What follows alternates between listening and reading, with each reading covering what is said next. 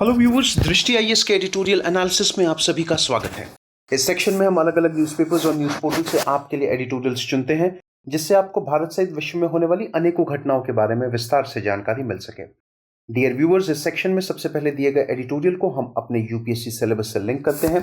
उसके बाद कुछ महत्वपूर्ण की पॉइंट्स और अंत में कुछ इंपॉर्टेंट कॉन्सेप्ट जो यूपीएससी एग्जामिनेशन के पर्सपेक्टिव से जरूरी हैं, उन्हें देखते हैं। डियर व्यूवर्स, हम आशा करते हैं कि दृष्टि आईएएस की तरफ से लिए गए इस इनिशिएटिव को आप काफी पसंद करेंगे और आपके सुझाव हमारे लिए अत्यंत महत्वपूर्ण हैं। तो कृपया कमेंट सेक्शन में अपने सुझाव जरूर दें। तो चलिए बिना किसी देरी के शुरू करते हैं आज का एडिटोरियल एनालिसिस। प्रिय व्यूअर, यह वीडियो अंग्रेजी में भी उपलब्ध है। देखना चाहें तो आप हमारे इंग्लिश चैनल दृष्टि आईएएस इंग्लिश पर जाएं। आपकी सुविधा के लिए इस वीडियो के डिस्क्रिप्शन में इंग्लिश वीडियो का लिंक भी दिया गया है। आज का एडिटोरियल हमने द इकोनॉमिक टाइम्स न्यूज़पेपर से लिया है, जो कि 1 मार्च 2021 को प्रकाशित हुआ है। आज के एडिटोरियल का शीर्षक है throw bath water RBI not the baby. यदि आज के एडिटोरियल को हम अपने यूपीएससी सिलेबस से लिंक करें तो हम उसे जीएस पेपर 3, जिसमें सेक्शंस जैसे कि Indian economy and issues relating to planning and development इत्यादि से लिंक करके देख सकते हैं। डियर व्यूअर्स, आज के एडिटोरियल के कुछ प्रमुख बिंदु। भारतीय रिजर्व बैंक ने ऑनलाइन व्यापारियों, वाणिज्य वेबसाइटों और भुगतान एग्रीगेटर्स के लिए ग्राहक डेटाबेस सूचनाओं क्रेडेंशियल्स को अपने डेटाबेस या सर्वरों में इस साल जुलाई से संचयन बंद करने के आदेश को अधिसूचित किया है, जो डिजिटल भुगतान को प्रोत्साहित करने के दृष्टिकोण से अनावश्यक रूप से प्रतिबंधात्मक और प्रतिकूल है। अब जैसा कि हम लोग जानते हैं व्यूअर्स कि भारतीय रिजर्व बैंक ने ये जितने भी आपके ऑनलाइन साइट्स हैं, ऑनलाइन वेबसाइट्स हैं, इन सभी को जो आपकी जो कार्ड डिटेल्स होती हैं, ऑप्शन होता है हमेशा आपके पास कि या क्या आप अपनी कार्ड डिटेल्स उस पर्टिकुलर ऐप पर सेव करना चाहते हैं या नहीं। अब पहले ऑप्शन होता था, लेकिन अब इन सभी के सभी वाणिज्यिक वेबसाइट्स के पास ये कोई ऐसी अपॉर्चुनिटी नहीं होगी।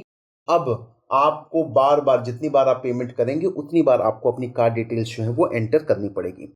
अब कई लोगों का मानना ये है कि ये जो कदम उठाया है आरबीआई ने, ये अनावश्यक है, ये रेलेवेंट नहीं दिखाई दे रहा है बिल्कुल भी। ठीक है, लोगों का कहना यह है कि भाई कई लोग होते हैं जो फ्रीक्वेंटली कई ऐप्स यूज करते हैं, जैसे स्विगी हो गया, जोमेटो हो गया या कोई और ऐप हो गया। अब बार बार जो लोग डिजिटल पेमेंट्स कर रहे हैं, यदि लगातार उनको अगर कार्ड डिटेल्स एंटर करनी पड़ रही हैं, तो कई बार आदमी जो है वो खींच जाता है कि नहीं, चलिए ठीक है, मैं कैश का ही करूंगा। एक तरफ सरकार डिजिटल पेमेंट्स को प्रमोट करने की बात कर रही है, वहीं दूसरी ओर लोगों का माइंडसेट हमारे हिसाब से लगेगा 1 ही मिनट की तो बात है, लेकिन कई लोग होते हैं, कई लोग बोलते हैं अरे बार बार कार्ड की डिटेल्स कौन एंटर करें। अभी तक का अगर हम लोग जो पैटर्न देखें, अभी तक ये होता था कि कार्ड की डिटेल्स आपकी सेव है आपके उस ऐप पर, आपको कुछ नहीं करना है। आपको जो 3 अंकीय जो आपका सीवीवी होता है, जिसको हम लोग कई बार देखते हैं कि भाई कार्ड के पीछे लिखा हुआ जो 3 डिजिट का नंबर होता है, आपको वो एंटर करना है। उसके बाद आपके मोबाइल फोन जो रजिस्टर्ड नंबर है, उस पे आपके पास एक ओटीपी आएगा, जिसको वन टाइम पासवर्ड बोलते हैं। वो आप ओटीपी एंटर करेंगे और आपका पेमेंट सक्सेसफुल हो जाएगा। अभी तक ऐसा पैटर्न चलता था। यहाँ पे वही देकर के रखा हुआ है कि निर्देश आईडी का निहितार्थ यह है कि एक उपभोक्ता को अपने संपूर्ण कार्ड विवरण को आवर्ती बार बार किए जाने वाले भुगतानों के लिए दर्ज कराना होगा, जिसे वे अन्यथा केवल 3 अंकों वाले कार्ड सत्यापन मूल्य दर्ज करवा के कर सकता था। उपभोक्ता के पंजीकृत मोबाइल पर एक ओटीपी वन टाइम पासवर्ड आएगा, प्रमाणीकरण का दूसरा कारक है जो ऑनलाइन भुगतान की सुरक्षा सुनिश्चित करता है। तो अभी तक ये जो पैटर्न होता था, ऐसा नहीं है कि किसी ने आपके कार्ड का सिर्फ सीवीवी डाल दिया तो उसका वो ट्रांजैक्शन वो सक्सेसफुल करवा लेगा। नहीं, वो सीवीवी एंटर करने के बाद भी आपके पास एक और सिक्योरिटी स्टेप है, वो ओटीपी। जब तक आप वो वन टाइम पासवर्ड नहीं एंटर करेंगे, तब तक आपका पेमेंट सक्सेसफुल नहीं होगा।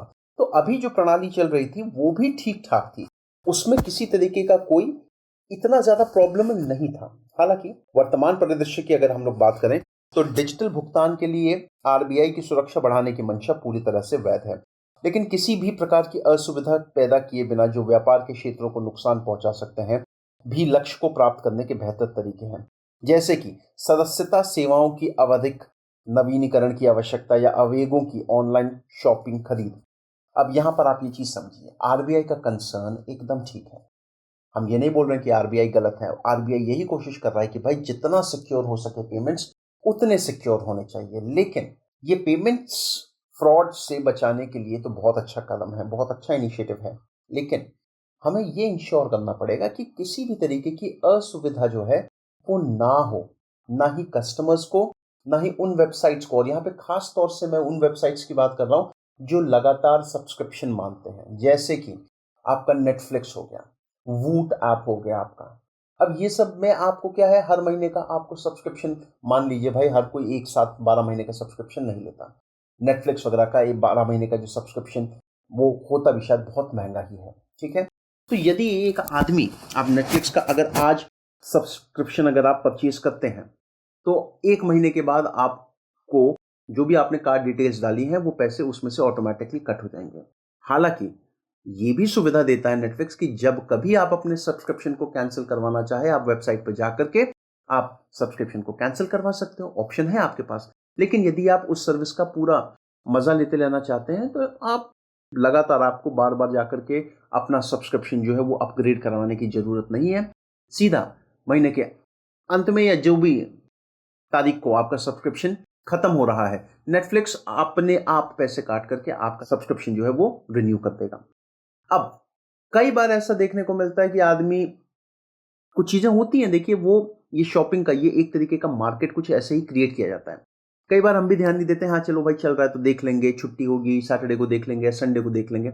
लेकिन अगर यदि आदमी को ऐसा हो कि अरे यार फिर कार्ड डिटेल एंटर करो, फिर सारे के सारे वही झंझट, छोड़ो नहीं ले रहा हूं सब्सक्रिप्शन, तो कहीं ना कहीं बहुत कम ही होगा, 1 2 3 4% ही होगा। लेकिन ये 1 2 3 4% आप एक बड़े पैमाने पे देखेंगे तो इन जो ई कॉमर्स वेबसाइट है इनके लिए बहुत दिक्कत की समस्या होगी।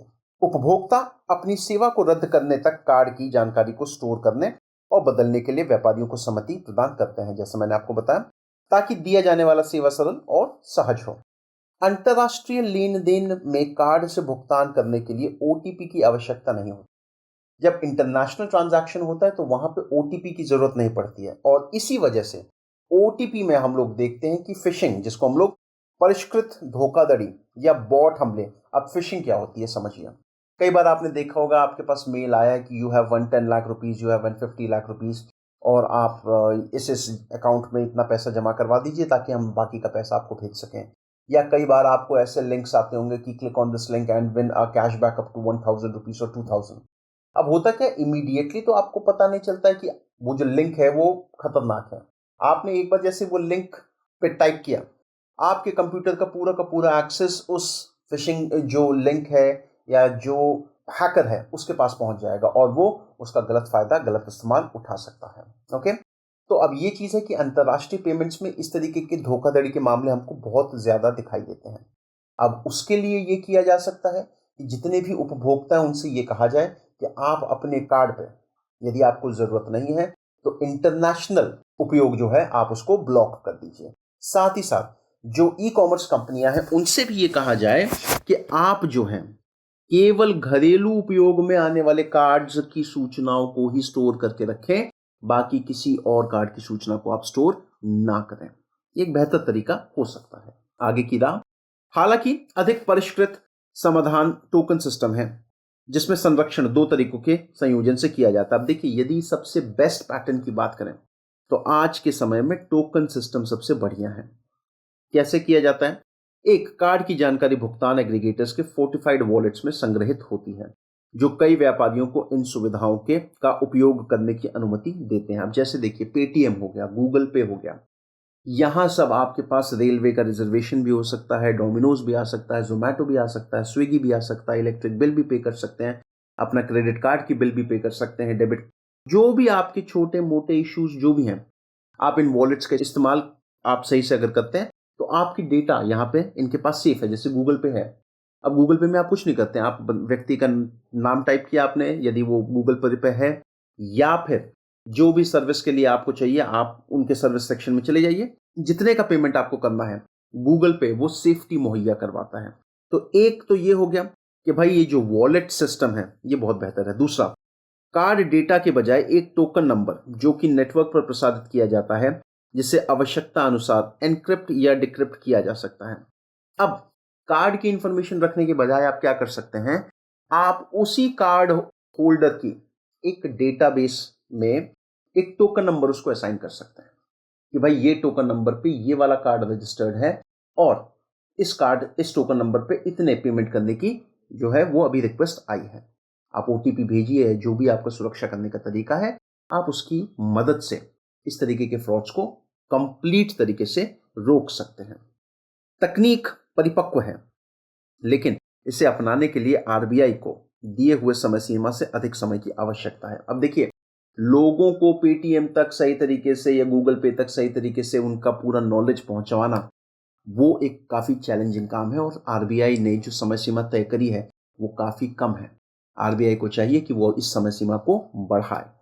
अभी देखिए, वेट करना सही होगा। और सबसे बड़ी बात, भारत में यदि अभी भी अगर हम लोग बात करें तो कार्ड धोखाधड़ी के मामले जो हैं वो बहुत ही कम नंबर्स मिलते हैं हमको। मतलब कार्ड धोखाधड़ी के जितने केसेस हैं उसके संदर्भ में अगर हम लोग देखें ठीक से तो बहुत ही कम आपको ऐसे केसेस देखने को मिलेंगे जहां पर ये इतना ज्यादा हम लोगों को सुनाई देता हो कि अच्छा हाँ ये भाई कार्ड फ्रॉड हुआ है। कुछ है जगहें बिल्कुल गलत डिटेल्स मांग करके, जैसे हम लोगों ने देखा है बीच में ये स्कैंडल्स होते थे, लेकिन अब काफी हद तक उनको कंट्रोल कर लिया गया है। तो व्यूअर्स, ये था आज का एडिटोरियल एनालिसिस। अब आज के एडिटोरियल से संबंधित जो आपका प्रश्न बन सकता है वो देखिए मुख्यतः आपसे बैंकिंग सिस्टम में किस किस तरीके के सिक्योरिटी रिफॉर्म्स लाने की आवश्यकता है उसके बारे में। ठीक, तो व्यूअर्स, आई होप आप सभी को एनालिसिस बहुत पसंद आया हो। धन्यवाद।